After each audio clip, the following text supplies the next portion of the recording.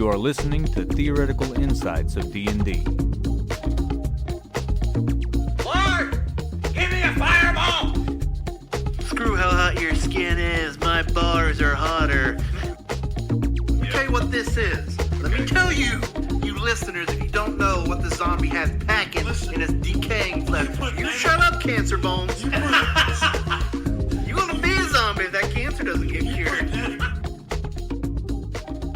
Hey guys, I'm Rob. And I'm Eric. Welcome back to Theoretical Insights of D&D, where today we start the Kobold Press's Warlock subclasses. But before we go into it any further, I was going through some of the different places that the podcast is at, and through Apple Podcasts, I noticed that we had a couple of reviews, both of them 5-star, actually, surprisingly. Hey. Yeah, we're found entertaining by somebody. I am so excited. But Mr. Grimm, I don't remember the numbers that followed your name, but I remember Mr. Grimm commented in his review that he wishes that we were going through Tome of Heroes. So, Mr. Grimm, if you are listening to this, whether it be on the day of upload or if it's a few weeks afterwards, please rest assured that we are going to. The saying that we had whenever Jeremiah was still part of the podcast and us being two broke white boys is very true. So, as soon as we're able to get our hands on a copy of Tome of Heroes, whether digital or hard copy or whatever, we will be going through those, and we'll be doing it at the end of all this. So it's going to be a little bit kind of, out of sync, but we are going to cover them. And thank you for bringing that to our attention. And a request like that is perfect for the Discord. Absolutely. But without further ado, we all know the Warlock is, oh boy. Troubling. It's troubling. For the most part, a Warlock, as Jeremiah and I talked when we went over the Warlock, because, originally 2 years ago, I don't believe it's a safe class to take all the way up to 20th level without multi-classing into something. No, definitely But not. it is not a splash class. It is a majority class. You may not start as a Warlock. You may start as a Bard or a Sorcerer, but then splashing into Warlock and maybe even going more Warlock than the other usually works out better. Mm-hmm. For those of you that would like to have a full breakdown of the Warlock, please go back to our original episode in which we started covering the Warlock. It would be me and Jeremiah. We give a full breakdown of what the Warlock class is itself, going from first level, all of your proficiencies, what you're proficient with, all the way up to 20th, and you're getting your added benefits such as your Mystic Arcanum, where you're getting a 6th, 7th, and 8th level spell slot. You only have a certain amount of spell slots available, and you have to cast all your known spells at that spell level, which I believe would be like 5th level. And you'll have like 2 or 3 spell slots by 20th level. Yeah, it's not very many. That's going to be the problem, and it often falls back on its cantrips. And when I say it's cantrips, I mean solely Eldritch Blast. So... Well, I mean, the Eldritch Blast is doing a ton of damage. You don't have to tell me. I played a character for a few months there in which I was doing the equivalent of a finger of death because the DM was stupid enough, and I don't mean stupid enough as I mean he was stupid. I mean he was stupid enough not to look into it first when I asked for a set of bracers that allowed me to use a cantrip as a bonus action if I used my action as a cantrip. So I was doing a finger of death per turn with Eldritch Blast. It was a little bit of an oversight, but I didn't mind. Obviously, he didn't mind either because it still gave great battles. But oh my God, I'll never be able to do that again. But without further ado, let's get into the first Warlock patron, technically, of Kobold Press, the Frozen One. Your patron is the embodiment of winter. This is typically a god associated with winter or cold, but powerful ice maidens, ice devils, and other creatures associated with cold can serve as patrons. Your patron seeks to immerse the world in eternal winter or bring about some similar fate. While you may not share this goal, you have sworn fealty to this being, and you act as its agent and prepare winter and act as its agent to spread winter wherever you roam. So think Edmund from The Lion, Witch, and the Wardrobe, Yeah, pretty much. all over a Turkish delight. Let's be honest. If he could cast Eldritch Blast, Lion Witch in the Wardrobe would have been a whole lot better. Oh yeah, it would have been a whole lot better. Now, the expanded spell list for the Frozen one, and we're going to get into some things in which we haven't seen before. Those of you that have not looked into Kobold Press stuff beforehand, that like us, for those spells that we've never heard of, we will give a full breakdown of those spells during this time, to where you getting an idea of what this Warlock is capable of for each subclass. And eventually, we're going to have to talk about the spells of Kobold Press as well, but that's for another day and another time. Yeah. So at the spell levels, at first level spells, you get Create or Destroy Water and Fog Cloud. Second level, Blur and Ice Hammer. That's new. Yeah. Third, Protection from Energy, Cold Only, and Sleet Storm. Fourth, Ice Storm and Wintry Glide. I believe Wintry Glide is new. Fifth, Yeah, Cone I of think Cold so. and Ice Fortress. And then if I'm not mistaken, Ice Fortress is new as well. So Ice Hammer is a second level conjuration, one action time of casting. When you cast Ice Hammer, a Warhammer fashioned from ice appears in your hands. This weapon functions as a standard Warhammer in all ways and deals an extra 1d10 cold damage on a hit. You can drop the Warhammer or give it to another creature. The Warhammer melts and is destroyed when it or its user accumulates 20 or more fire damage or when the spell ends. It's got a concentration of up to an hour. Now, at higher levels, when you cast it using a third level or higher, you can create one additional hammer for each slot above the second.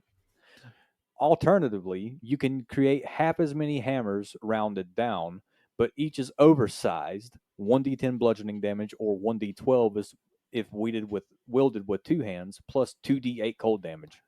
Medium or smaller creatures have disadvantage when using oversized weapons, even if they are proficient with them. That spell's cool. That spell's really cool. I don't know how useful it is, but no, I know exactly how useful it is. Pact of the Blade Warlock with an Ice Hammer that's doing a D10 plus a D10 cold damage, and it's using Charisma modifier instead of Strength. I was going a totally different direction with that. Oh, what are you thinking? Barbarian subclass war with a multi-class warlock. You don't even have to multi-class it with Warlock, because the Warlock that's with the Frozen one can do this and then give it to you. That is true. Yeah. This Warlock can create an icy hammer, like a mirror, and then give it to you and be like, go and kill them. Okay, thematically, I would. Awesome. Hold on. I would make. This has me thinking now. Something I want to do We're going to be here a while. with Marcel. Uh-oh. Oh, you can forget that. Yo. Have Marcel multi-class into this and just start giving out hammers to everybody. Oh, my gosh. Nah. Just start the fight and just give Tally a hammer, an ice hammer. Yeah. Oh, man. She's already doing enough damage. The fourth level She gives me rage. I give her a hammer. Fair. Wintry Glide, fourth level conjuration. Casting time is one action, and another concentration spell, but this is up to a minute. Upon casting Wintry Glide, you can travel via ice or snow without crossing the intervening space. So an ice bridge, basically. Pretty much. If you are adjacent to a mass of ice or snow, you can enter it by expending 5 feet of movement. By expending another 5 feet of movement, you can immediately exit from that mass at any point within 500 feet. That's part of the that's part of the contiguous mass of ice or snow. When you enter the ice or snow, you instantly know the extent of the material within 500 feet. You must have at least 10 feet of movement available when you cast the spell or it fails. If the mass of ice or snow is destroyed while you're transiting it, you must make a successful Constitution saving throw against your own spell save DC to avoid taking 4d6 Jeez. bludgeoning damage and falling prone at the midpoint of a line between your entrance point and your intended exit point. That's cool. So this is a possibility of up to 500 feet version of Shadow Step, but it's Yeah. based off of ice and snow. That is really That's yeah, that is actually pretty cool. I mean, I don't see it to be like ridiculously useful. It's not game breaking in any way unless you're in a major icy campaign. Yeah, I don't see it being like ridiculous at any point. But let's go over Ice Fortress because I believe that's new as well Yeah, I think so. to us anyway. 5th level Conjuration, casting time of 1 minute, range of 60 feet, and it is lasts until it is dispelled or destroyed. A gleaming fortress of ice springs from a square area of ground that you see within range. It is a 10-foot cube, including floor and roof. The fortress can't overlap any other structures, but any creatures in its space are harmlessly lifted up as the ice rises into position. The walls are made of ice. Surprise, surprise! With an AC of 13 and have 120 hit points each. And are immune to Nice. cold, necrotic, poison, and psychic damage. Reducing a wall to 0 hit points destroys it and has a 50% chance to cause the roof to collapse.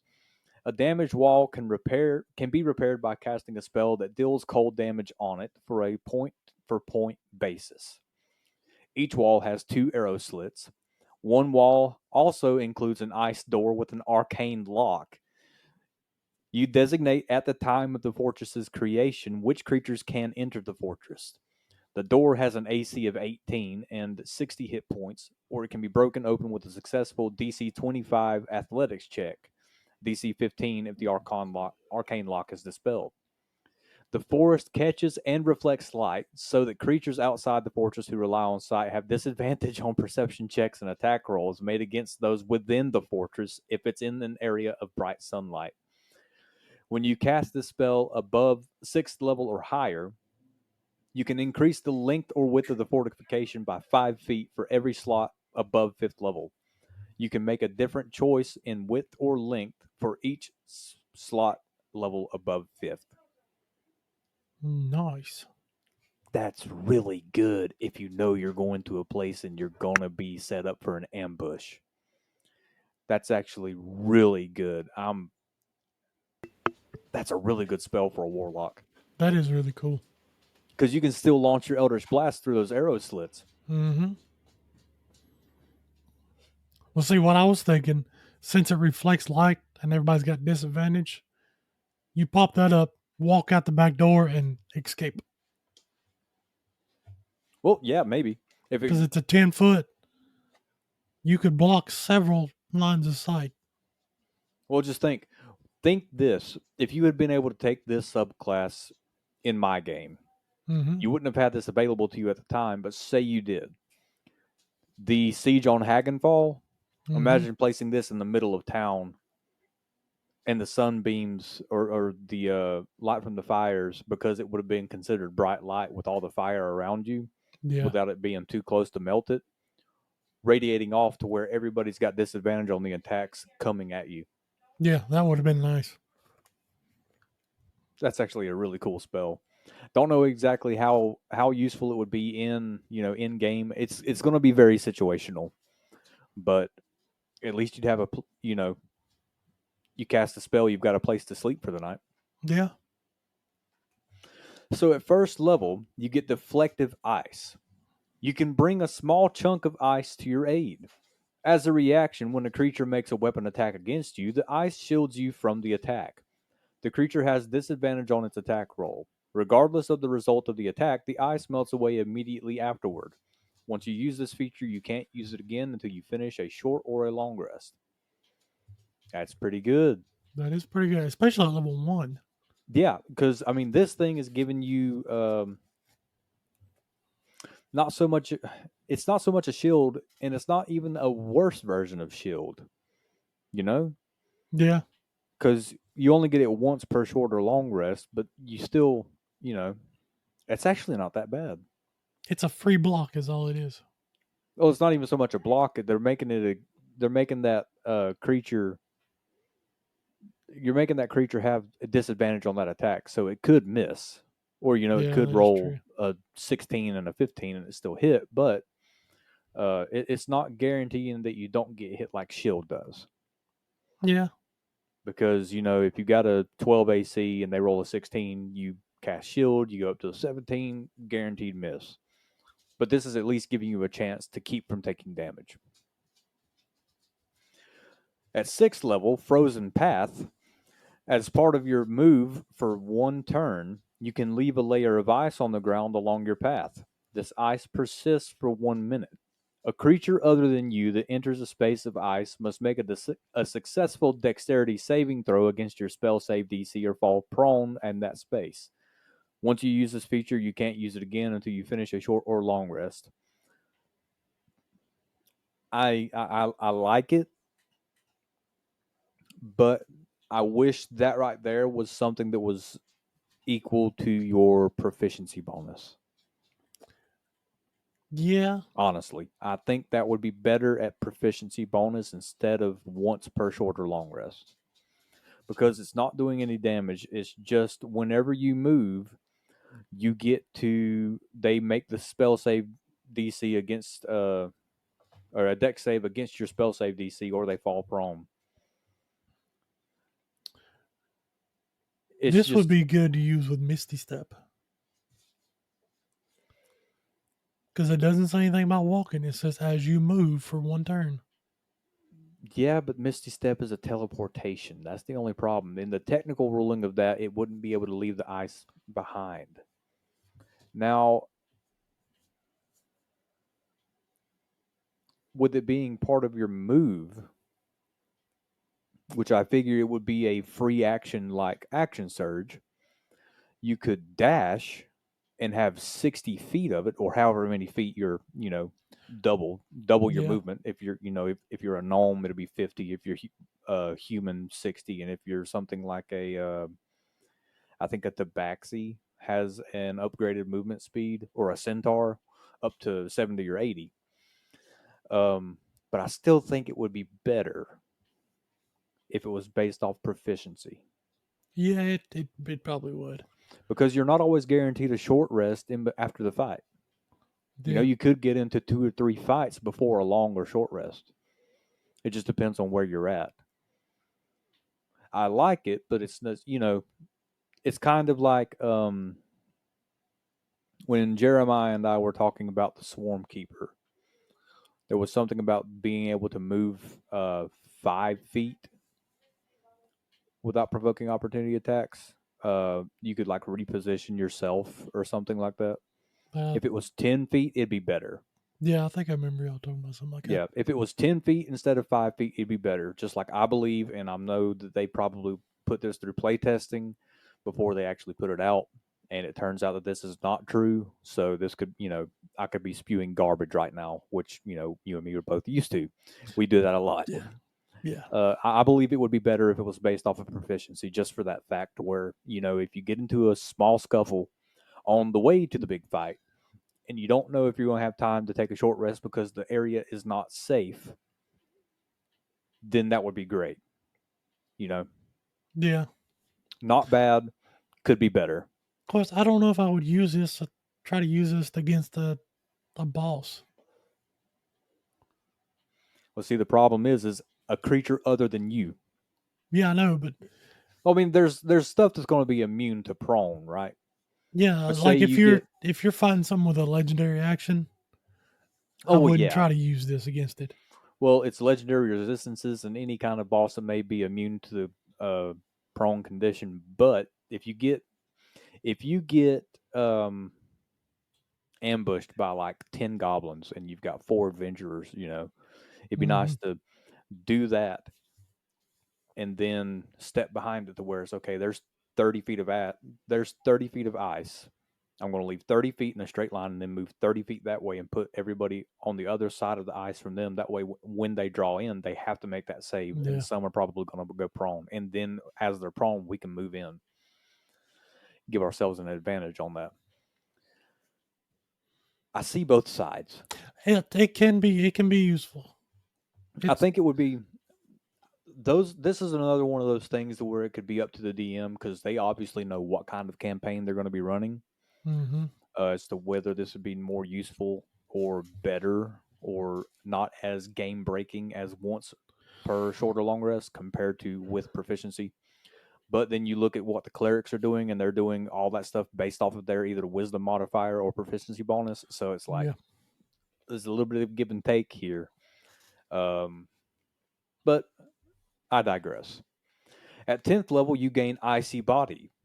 Your skin takes on an icy sheen. You are immune to cold damage, and you have advantage on strength and dexterity checks you make to escape from being grappled. Okay, that's not bad. It's actually really good, if anything else, just for the cold damage immunity. If nothing else. I was thinking the better part was the advantage on grappled. Well, I mean that's true, but even if you're grappled, I believe you can still Misty Step. Yeah. You can still Misty Step, and you can still Thunder Wave and stuff like that, because Yeah. that's on the Warlock spell list.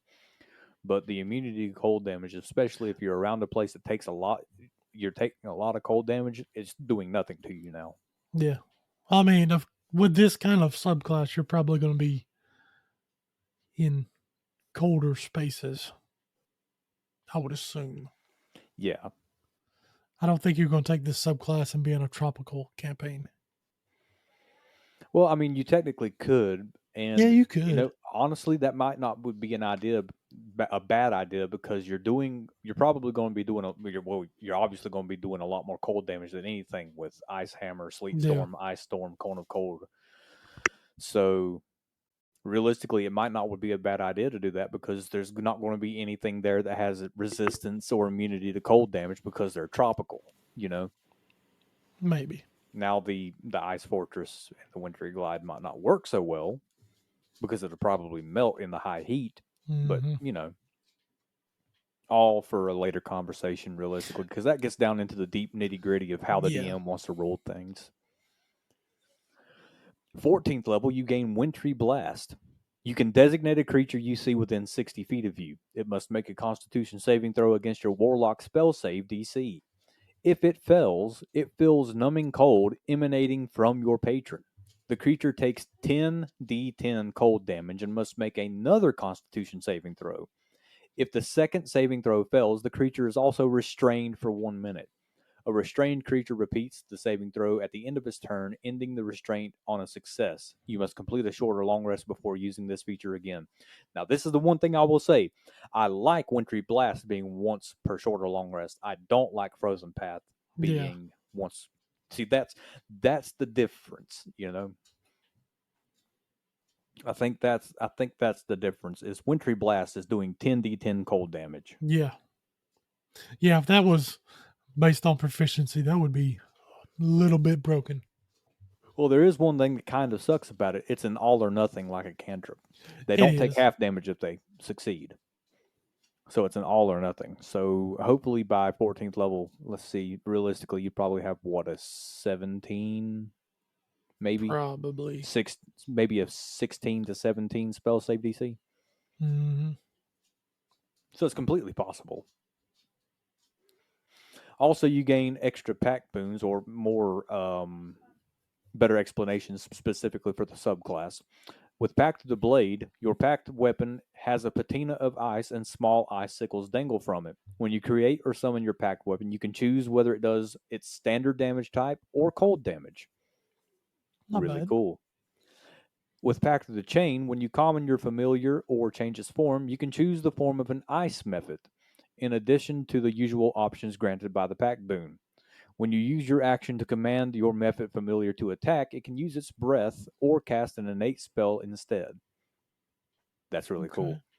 Okay. Almost giving it, how there's certain, I think the Fiend Warlock gave you access to summon an imp, Yeah. which was a little bit better than your regular Pact of the Chain stuff. Yeah. It's actually really good. And with Pact of the Tome, your book is formed from rune-etched sheets of ice that are cold to the touch, but to everyone but you. And the book is immune to cold damage. Eh. Eh. the invocations, Boreal Aura, you have to be 3rd level. Ice and snow cascade around you. As long as you maintain concentration, your melee attacks do an additional 1d6 cold damage. Attackers within 5 feet of you who hit you take 1d6 cold damage. Not bad. I like it. I like it. Horrific Wintry Visage. You have to be 5th level. You can cast Sculpt Snow once using a Warlock slot. Creatures that see your sculpture for the first time must make a successful Wisdom save against your spell save DC or become frightened of the sculpture for 1 round. You must finish a long rest before using this invocation again. And I figured this is probably going to be something similar to what is it, Stone Shape? Mm, Or you can change shape of stone and stuff. yeah. This is a little bit different though. You can create 1 large, 2 medium, or 4 smaller objects. With a casting time of 1 action, your sculptings bear only a crude resemblance to generic creatures or objects. So you can make a scary sculpture that'll scare everybody. You make a snow scarecrow. Yeah, Yeah. a snow scare. A snow scarecrow. A scare. Skirty. Overall, the frozen one is not a bad subclass. It's I like it. not. I don't think it's as good as the undead or the fiend, because 14th level, you're with the fiend, you literally send them to hell and they come back all messed up. You know, it's definitely a multi-class because I would take the Boreal Aura. Oh, absolutely. If I was a melee class. Absolutely. I would absolutely take the Boreal Aura. Now, like I said, the one thing that I would want to change is the fact that frozen, what was it, Frozen Path? Or Ice Path? Yeah, Frozen Path. Yeah, Frozen Path. I would want that to be based off of proficiency. And honestly, if it was in my game, I would probably change that. If you said, "Hey, can I play a Frozen One Warlock?" I'd say yes, but Frozen Path is going to be based off of your proficiency and not once per short or long rest. I mean, just if you're to have a it be DM, more you useful. can change pretty much whatever. Yeah, and that's the entire point. Gary Gygax said that himself. If there's something that this doesn't seem quite fulfilling enough, make it change to it, make it fulfilling. Like this is your world. Somebody's done with my armors on my artificer. Yeah, I don't know who came up with that idea. We still have not sat down and made I the know, list for your. And I need my armor. We need to do that this weekend. I need my armor. I'm a bad DM because I'm starting to do no damage. Uh-oh. Next up, we have the Genie Lord. You have made a pact with a powerful ruler of genie kind on one of the elemental planes. The Genie Lord's aims swing wildly from inscrutable by mortal minds to startlingly simple and innocuous. Genie Lords struggle endlessly to one-up each other, and rivalries between these elemental rulers can engulf entire nations. If they think that it will gain them an advantage, Genie Lords aren't above bribing a rival's mortal agents to switch sides. Genie Lords include Astala Genie Khalifa of the Bright Wind from the plane of air, Gorik Dalkhan of the Onyx Depths on the plane of earth, Ixingaltrix, Ifriti Emir and Keeper of the Molten Tower on the plane of fire, and Salyandla, Marid Pasha of the Pearl Fane from the plane of water. Good job. I got halfway through and Ixingaltrix threw me. Yeah. So at least it's giving you some genie lords to where you can be like, okay, yeah, I'm going to follow Astala or Goric because I can say their name. So this is not really genies, but elemental lords that you're following. Well, this is the genie lord. It's not just the Afridi that you Yeah. get from like the genie subclass from what Wizards of the Coast put out. This is like the superpower Afridi, the one that's over what the other warlock would be following. Yeah. Instead of you following like a general in the elemental armies, you're following the commander of these armies, elemental armies, controlling what's going on in the good lord. So the genie lord expanded spell list is at first level Chromatic Orb and Thunder Wave. Mm-hmm. Second, Gust of Wind, Sleet Storm. Mm-hmm. Third, Protection from Energy, Water Breathing. Fourth, Conjure Minor Elementals, Fire Shield. And fifth, Creation, Wall of Stone. Hmm. Overall, it's giving you some pretty useful spells because I don't know if chromatic orb is on the. I don't think it's on the warlock spell list. So you're getting an actually really good first level spell Yeah. to start off with. Thunderwave obviously being really good. Um, Sleet Storm very good. Mm-hmm. Energy good. Conjure elementals and Fire Shield are good. Creation's great. Wall of Stone is eh. Situational. Yeah, I mean it's not Wall of Fire or Wall of what is it? Wall of Ice. Ice or wall of wind. It's a wall though. Yeah, It's yeah, it's a a wall wall. of ice, I believe. So at first level, you gain Genie Lord's favor. At first level, you can speak, read, and write Primordial. You understand and can be understood by any creature that speaks Orin, Ignan, Terran, or Aquan. Additionally, your patron grants you a token that can absorb elemental power. You gain a magical gemstone with the following properties. You can use the gem as an arcane focus. That's cool. Mm-hmm. The gem can capture and store elemental power. When you take acid, cold, fire, lightning, or thunder damage, you can choose to transfer some of the damage into the gem instead of taking the damage yourself. The gem's maximum capacity for damage equals twice your warlock level plus your charisma modifier. The gem drains of energy and becomes empty again when you complete a long rest. So that's actually pretty good. So realistically, if you have a +3 to your charisma, you can reduce the damage that you're taking by 6 at first level. Yeah. That's really good. That's But really that's good. only on the elemental damages. Oh yeah, but I mean, That's one of the still, yeah, most that's still really good. if you think about it, one of the most dangerous things to face between first and fourth level is a spellcaster. Yeah. Even for the barbarian, because the barbarian, unless you get to third level and take the totem bear totem, you're only resistant to bludgeoning, piercing, and slashing. So even by third level, if you're fighting a wizard with chromatic orb, Mm-hmm. you know. And while the gem stores any amount of elemental power, you can use an action to cause it to shed bright light out to 20 feet and dim light for another 20 feet to shed dim light out to 5 feet. Or to douse the light. Hmm. If you lose your token, you can perform a 1 hour ceremony to receive a replacement from your patron. This ceremony can be performed during a short or long rest, and it destroys the previous token. When you die, the token splinters to slivers. So at least it's a one and only. It's made specially for you. That right there would be something cool for the DM to add into it. Like you gotta assassinate somebody or you want to hurt somebody. You slip the gem into somebody's pocket, and then you summon another gem, and that one splinters into slivers. The DM could say they could take some D4 damage or something. Yeah, especially if it was just a commoner because they have like 3 health. Yeah.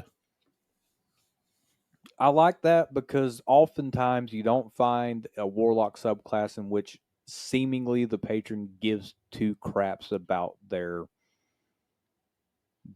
person, Yeah. Well, I mean, But like it said in the this is description. because this is specially made for you. It's like, okay, I'm giving you something very special intended for you and only you. Yeah. Like the description, You're part of their process to control the world, basically. Yeah, and still it's like you are nothing more than a thrall in my army, but I care enough to give you something special to you and only you. I have multiple warlocks, but each one has a special thing that's only to them. You Yeah, can't pick up that other one. here's the tool that only you can use.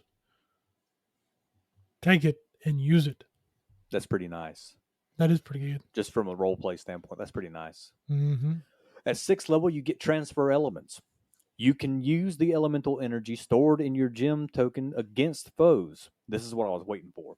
When you damage a target with a spell or attack, you can expend stored points equal to deal additional damage of a type stored in the gem equal to your charisma bonus. If you deal damage to multiple targets with a single source, choose which one takes the extra elemental damage. Additionally, you can extend the protection of your gem to other creatures. When an ally within 30 feet of you that you can see takes damage as described above, you can use your reaction to transfer some of the damage into your gem. I like that. Yeah, because 6th level, that would be 12, maybe a +4 in charisma by then. 16 damage. Yeah, that you can just, I'm going to hit you with Eldritch Blast, doing maybe 15, 16 damage with Eldritch Blast, and then add another 16 from your Yeah, gem. but here's the thing. Sir, there's no maximum as to what the gem's maximum capacity for damage equals twice your warlock. Okay, Twice your hold up. Warlock I think level we're plus charisma misunderstanding this. bonus. The gem's maximum capacity for damage equals twice your warlock level plus your charisma modifier. Oh, you can only deal damage equal to your charisma bonus. Yeah.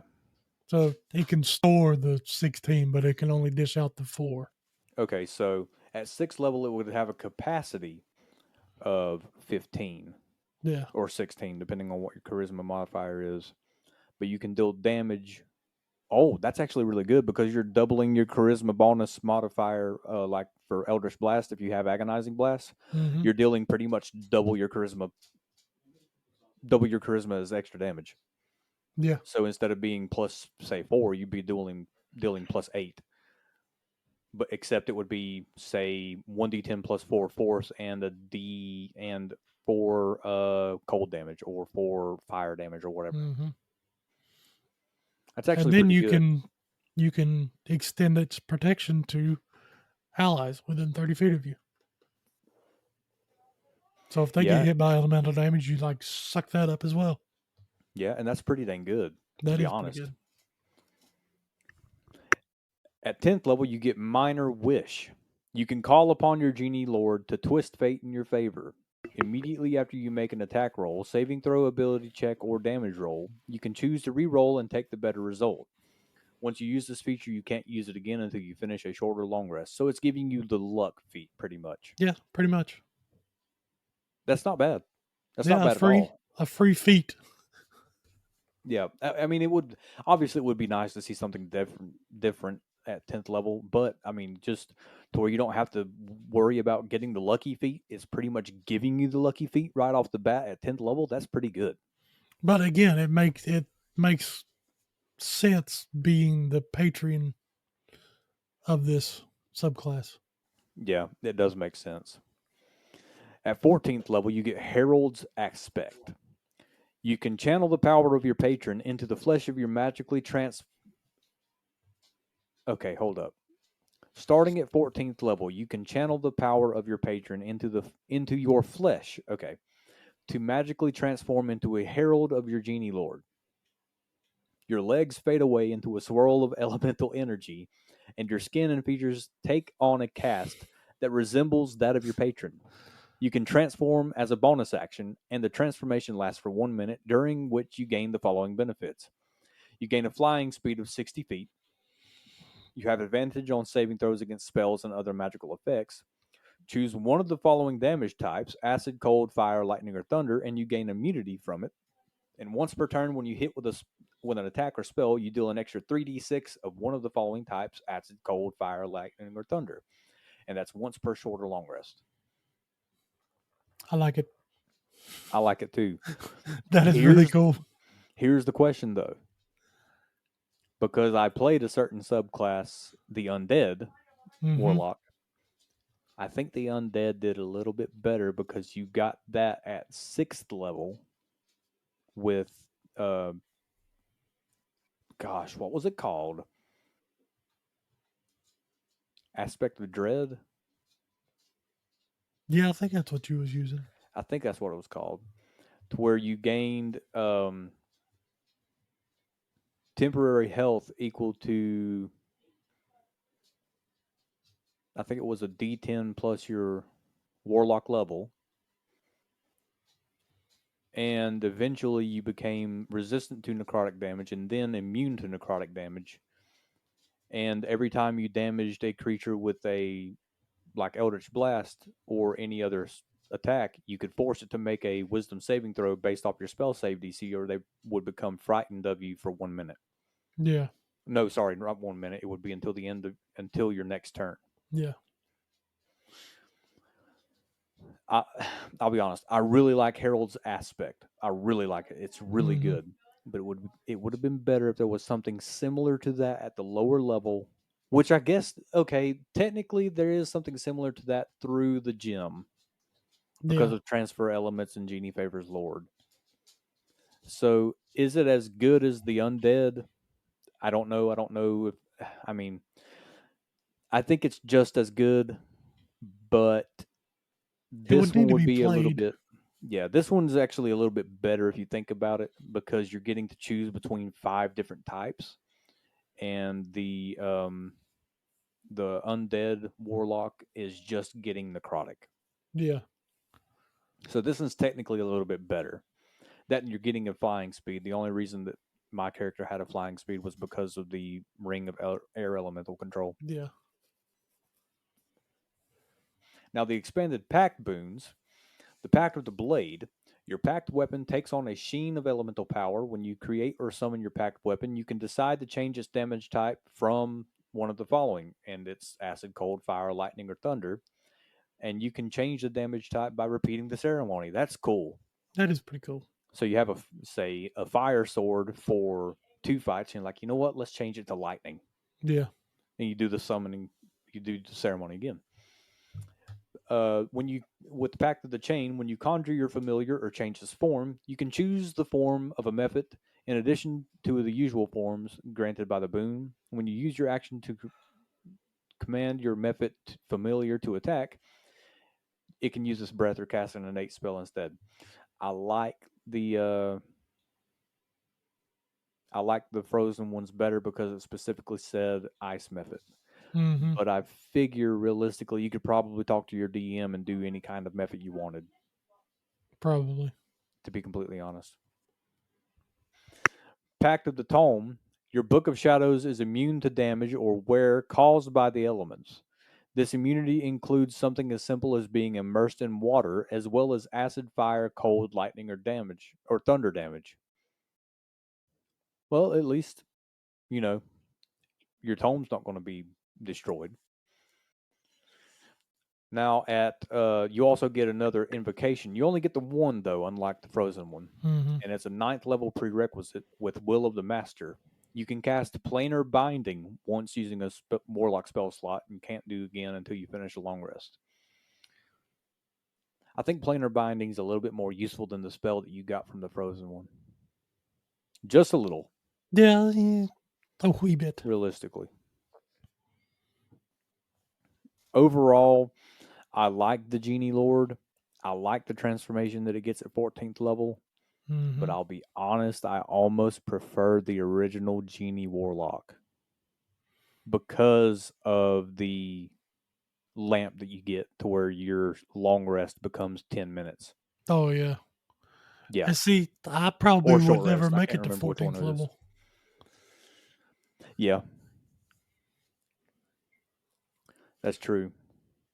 The farthest I would probably go is 10th level in this because I would be multi-classing it with something.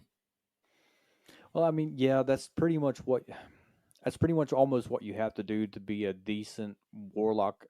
And I'm not so much crap talking the warlock because I've said it on here before. I believe the warlock is inherently weak. Like seriously, I know I've joked Yeah. about the sorcerer being weak, and that's only because of our friend. Um, but I do truly believe the warlock is inherently weak because of it being only a D8 and not being Hmm. proficient with armor, other than maybe light armor. You can't use a shield, but also even at 20th level, you'll have two fifth level spell slots, a sixth, seventh, and eighth, and I think you would get a ninth by that point as well, Yeah. to where you can cast the sixth through ninth once per long rest, the two fifth level spell slots, and then you're back to Eldritch Blast. And Eldritch Blast is a fantastic cantrip. Don't get me Yeah. wrong, because you by 20th level you're launching 4d10, and each Hmm. beam is doing +5. Yeah. But you know what I mean? Yeah. It's just it's not that the 20th level warlock is bad. The 20th level warlock is extremely unsafe. It's a matter of getting to 20th level, you know? Hmm. And because of that, I think it's great that you're getting something very useful and very good at first and sixth level with Yes. this.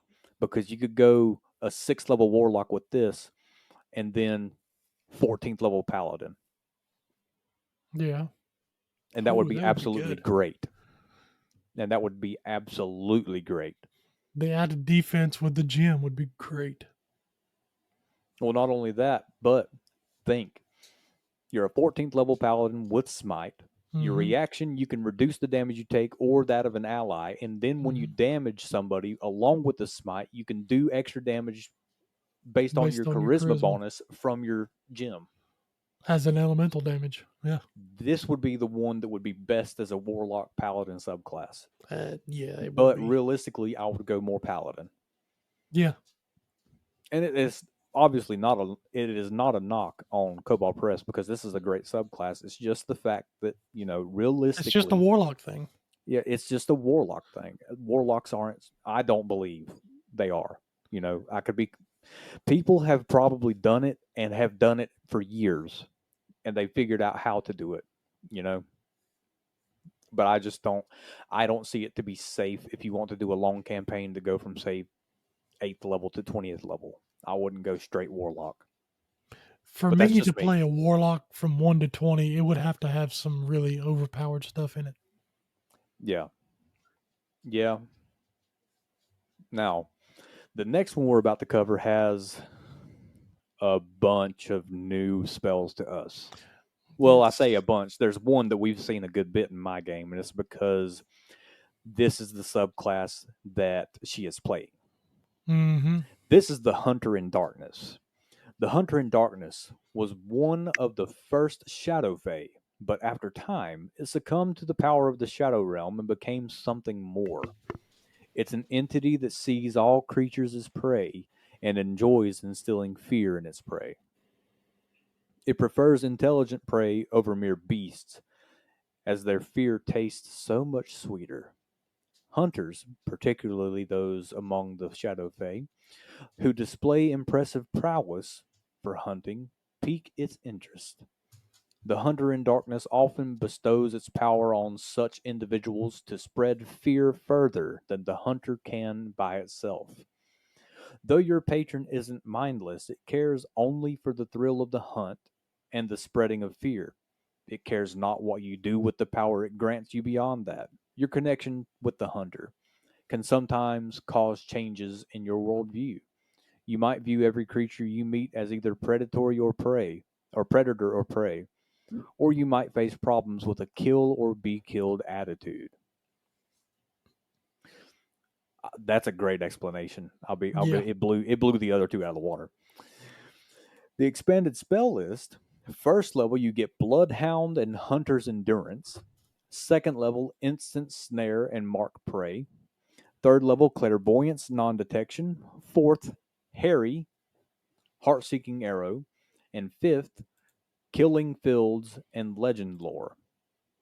Now, there's a few spells we're going to have to go over here, so please forgive us for if this episode's a little bit longer for an introductory to this class, but they're worth touching.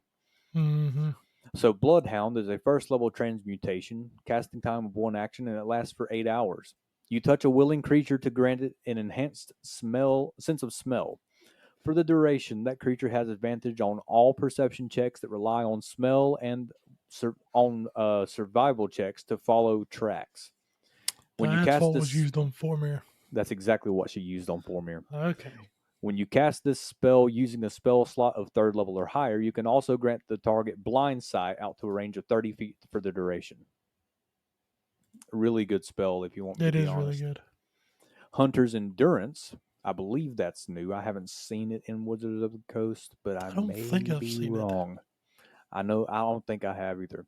First level enchantment, 1 minute casting time, lasts 24 hours. You call on the land to sustain you as you hunt your quarry. Describe or name a creature that is familiar to you. If you aren't familiar with the target creature, you must use a fingernail, lock of hair, bit of fur, or drop of blood from it as a material component to target that creature with this spell. Until the spell ends, you have advantage on all perception and survival checks to find and track the creature. And you must actively pursue the target as if under a geas. Whoa. In addition, you don't suffer from exhaustion levels you gain from pursuing your quarry, such as from lack of rest or environmental hazards in between you and the target while the spell is active. When the spell ends, you suffer from all levels of exhaustion that were suspended by the spell. And the spell ends only after 24 hours when the target is dead, when the target is on a different plane, or when the target is restrained in your line of sight. This right here is why the chaplain has the ability to get rid of exhaustion levels. Yeah.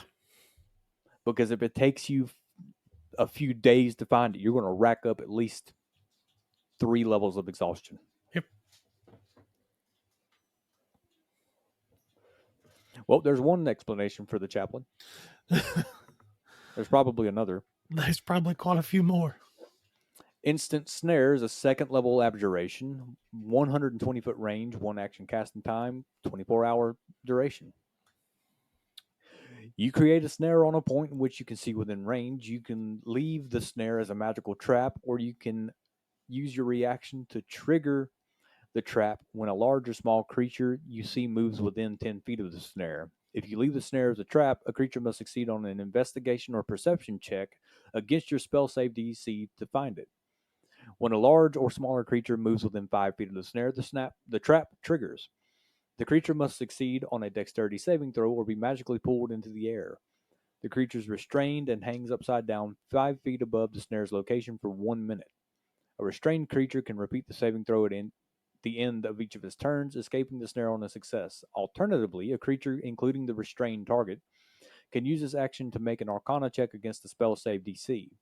On a success, the restrained creature is freed, and the snare itself resets itself after a minute.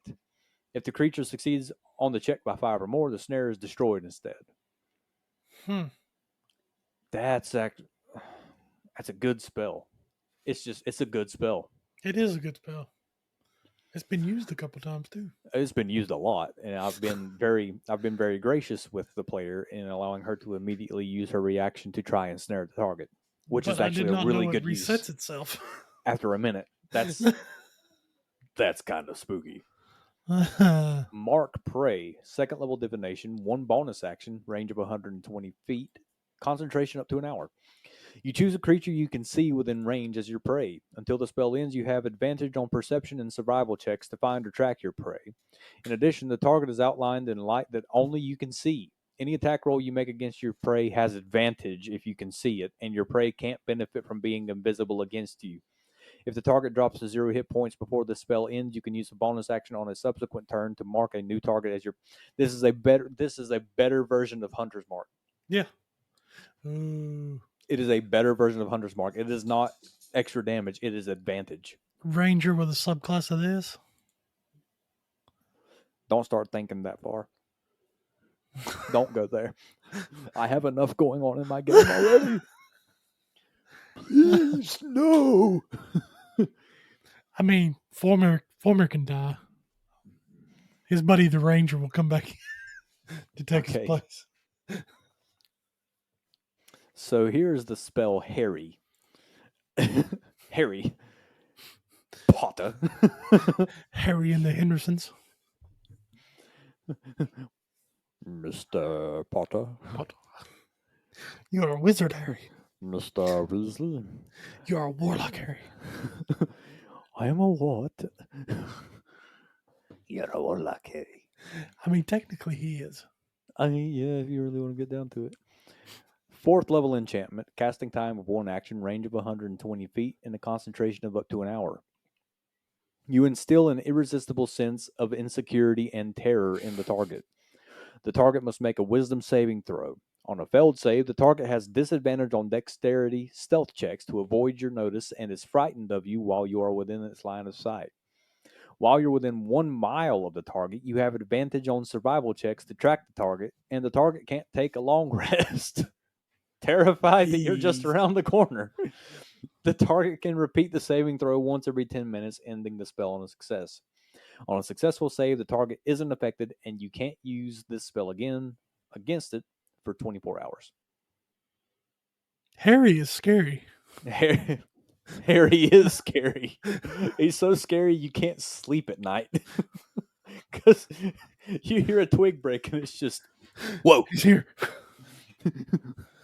Well, it's almost Jeez.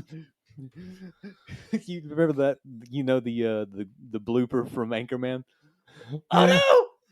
Get the children! Get the children! That's a scary spell. That's a scary Harry. Hmm.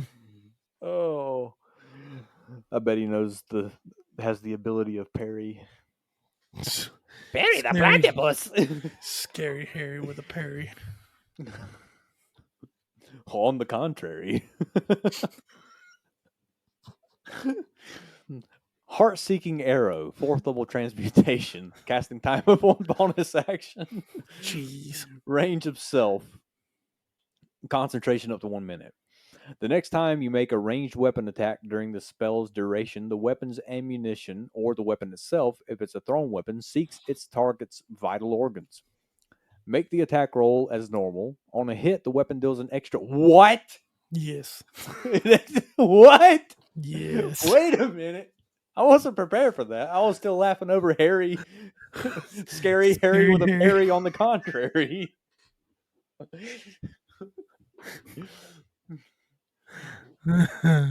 Okay.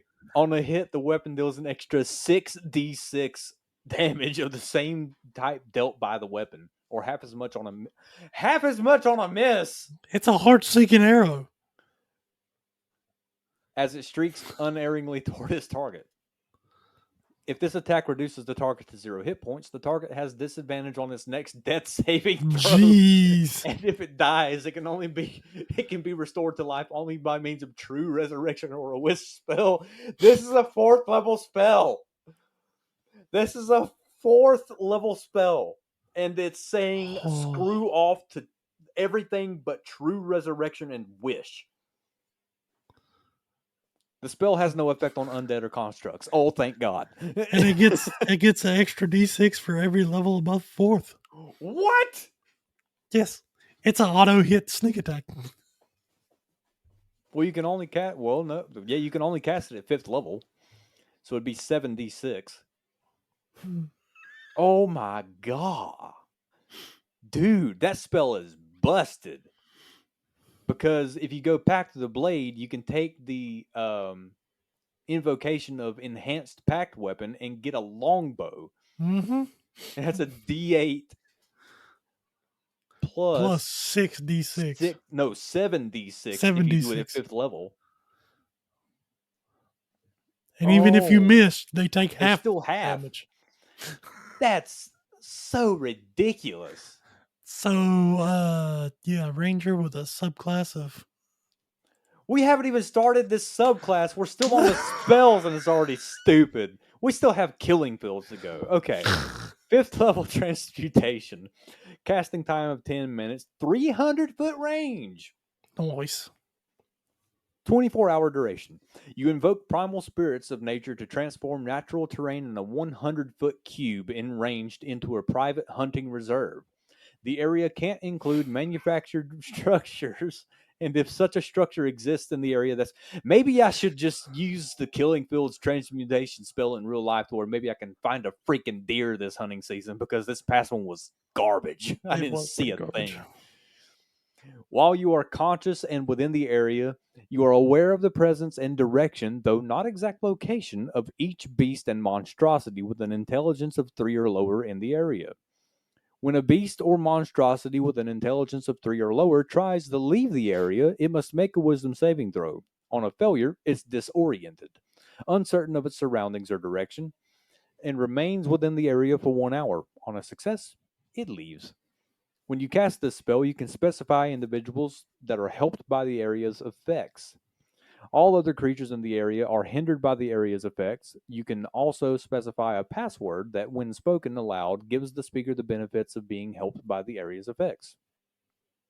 Killing Fields creates the following effects in the area. Okay, here we go. Pack Hunters. A helped creature has advantage on all attack rolls against a hindered creature if at least one helped ally is within 5 feet of the hindered creature and the helped ally isn't incapacitated. In other words, it's the swashbuckler. Yeah. Slaying. Once per turn, when a helped creature hits with any weapon, the weapon deals an extra 1d6 damage of the same type dealt by its weapon to a hindered creature. Throw that on top of your 7d6. heart-seeking arrow. Tracking. A helped creature has advantage on survival and stealth checks against the hindered creature. You can create a permanent killing field by casting this spell in the same location every day for 1 year. Structures built in that area after the killing field is permanent don't end the spell.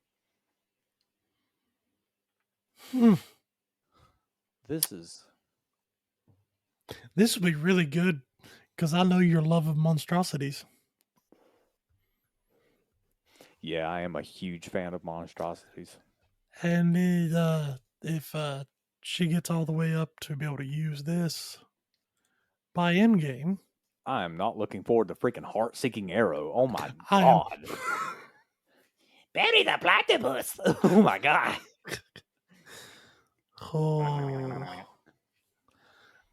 Oh, this is just the expensive. We're starting off. This is just a spell list, and it's got me going stupid. Okay. At first level, you get Savage Hunter. When you reduce a hostile creature to 0 hit points, its nearest ally within 30 feet of you must succeed on a Wisdom saving throw against your Warlock spell save DC, or be frightened of you until the end of its next turn. That's not too bad.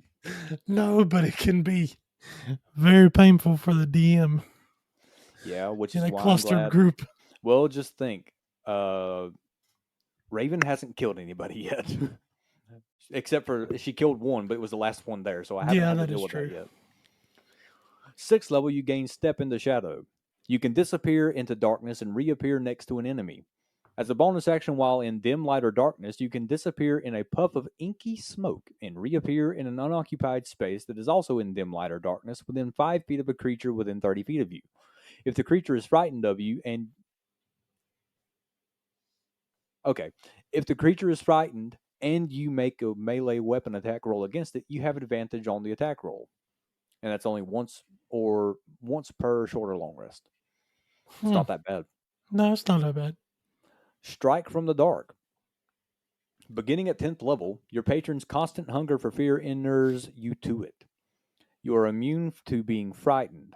In addition, when you are in dim light or darkness and you hit a creature with a weapon attack, it must succeed on a Wisdom saving throw against your Warlock spell save DC, or be frightened of you for 1 minute or until it takes any damage.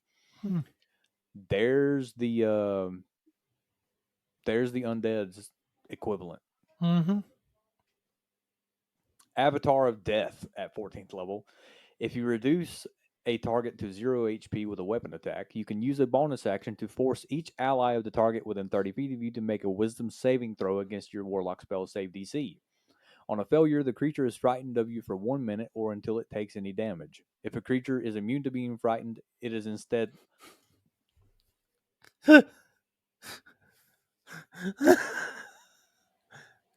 Yes. If a creature is immune to being frightened, it is instead stunned. Stunned until the end of its next turn. And that's once per short of long rest. Oh, thank the Lord. Dude.